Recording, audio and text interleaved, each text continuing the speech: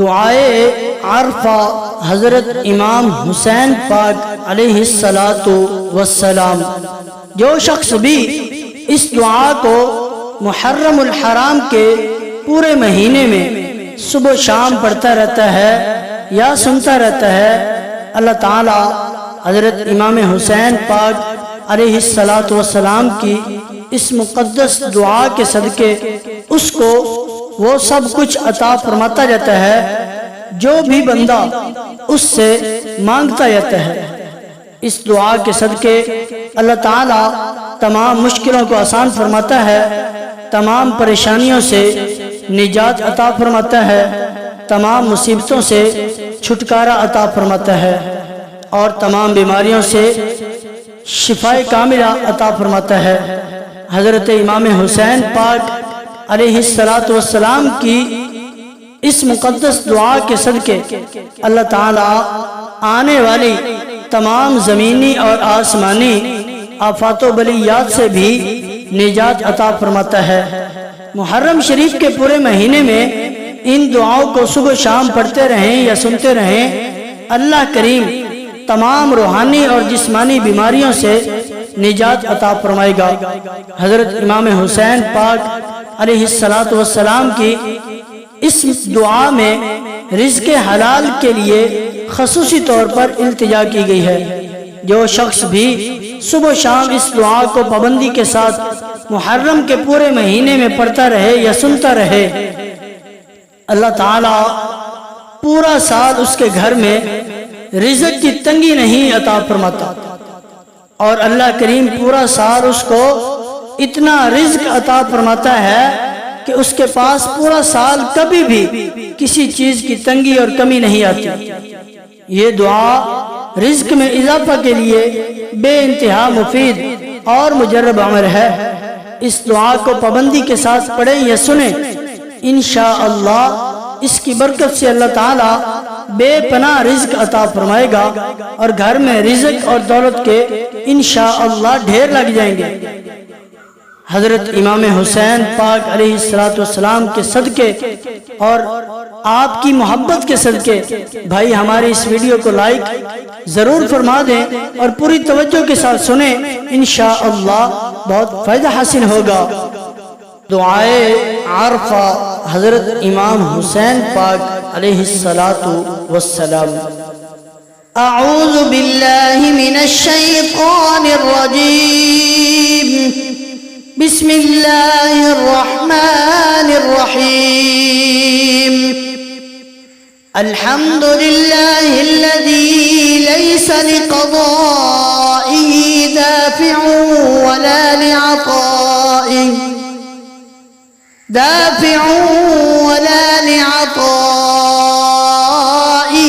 مانع ولا كصنعه صنع صانع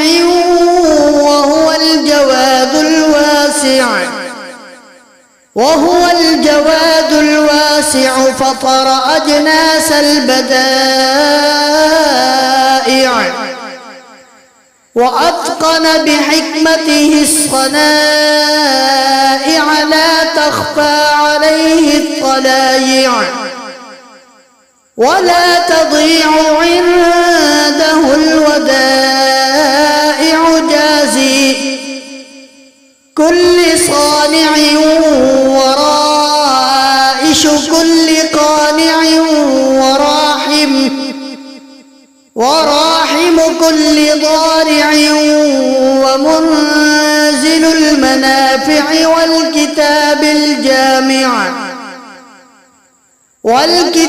الجامع بالنور الساطع وهو للدعوات سامع وللكربات دافع وللدرجات رافع وللجبابرة قامع فلا إله غيره ولا شيء يعدله وليس كمثله شيء وهو السميع البصير اللطيف الخبير، وهو على كل شيء قدير. اللهم إني أرغب إليك وأشهد بالربوبية لك مقرا بأنك ربي وإليك مردي. ابتدأتني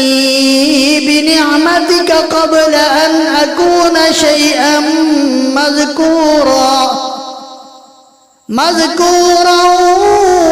وخلقتني من التراب ثم أسكنتني الأصلاب آمنا لريب المنون واختلاف الدهور والسنين، فلم أزل ظاعنا من صلب إلى رحم في تقادم من الأيام الماضية والقرون الخالية، لم تخرجني لرأفتك بي ولطفك لي وإحسانك إلي في دولة الأئمة الكفر الذين نقضوا عهدك وكذبوا رسلك لكنك أخرجتني للذي سبق لي من الهدى الذي له يسرتني، وفيه أنشأتني ومن قبل ذلك رأفت بي بجميل صنعك وسوابغ نعمك فابتدعت خلقي من مني يمنى وأسكنتني في ظلمات ثلاث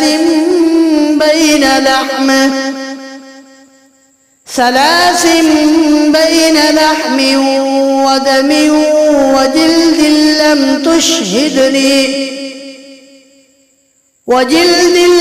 تشهدني خلقي ولم تجعل إلي شيئا من أمري، ثم أخرجتني للذي سبق لي من الهدى إلى الدنيا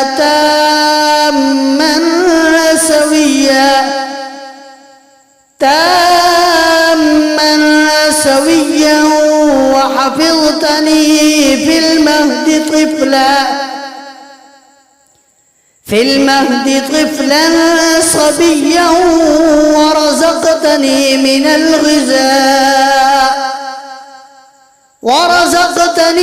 الغذاء لبنا مريا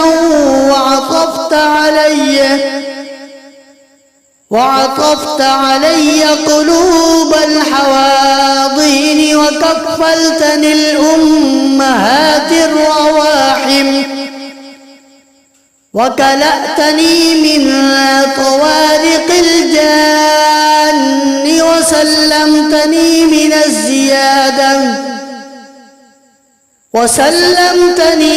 الزيادة والنقصان، فتعاليت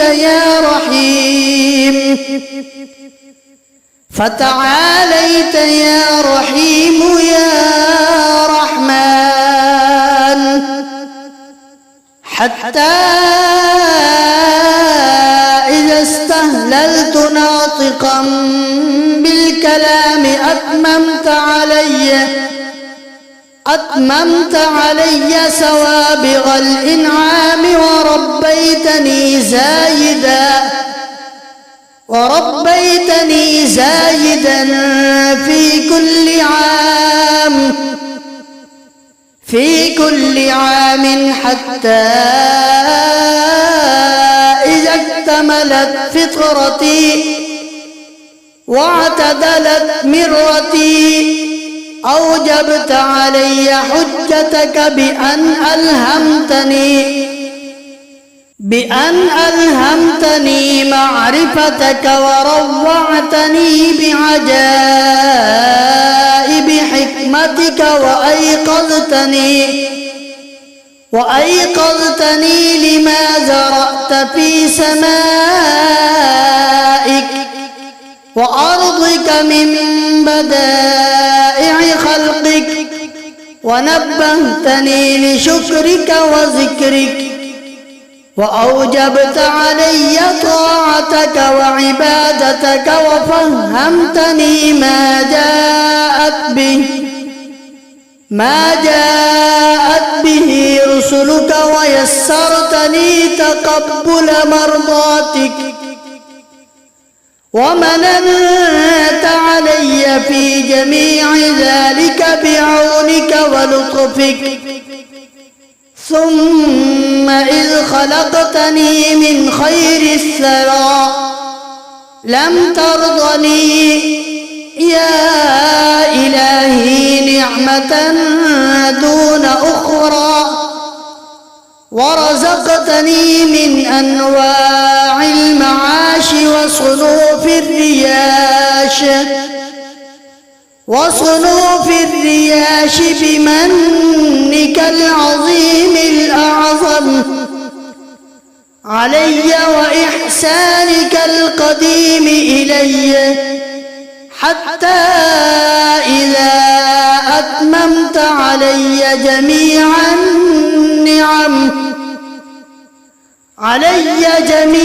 النعم وصرفت عني كل النقم لم يمنعك جهلي وجرأتي عليك أن دللتني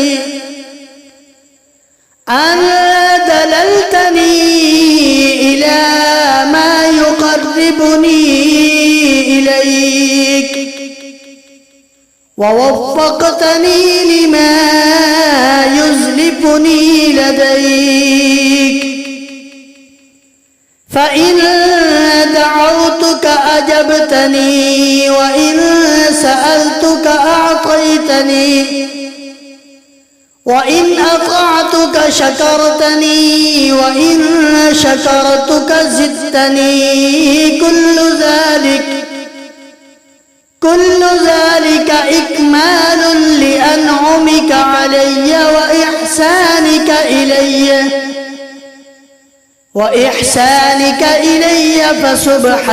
فسبحانك من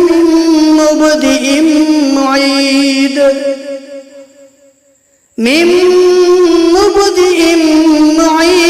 حميد مجيد وتقدست أسماؤك وعظمت آلاؤك فأي نعمك يا إلهي أحصي عددا وذكرا أم أي عطاياك أقوم بها شكرا وهي يا رب أكثر من أن يحصيها العادون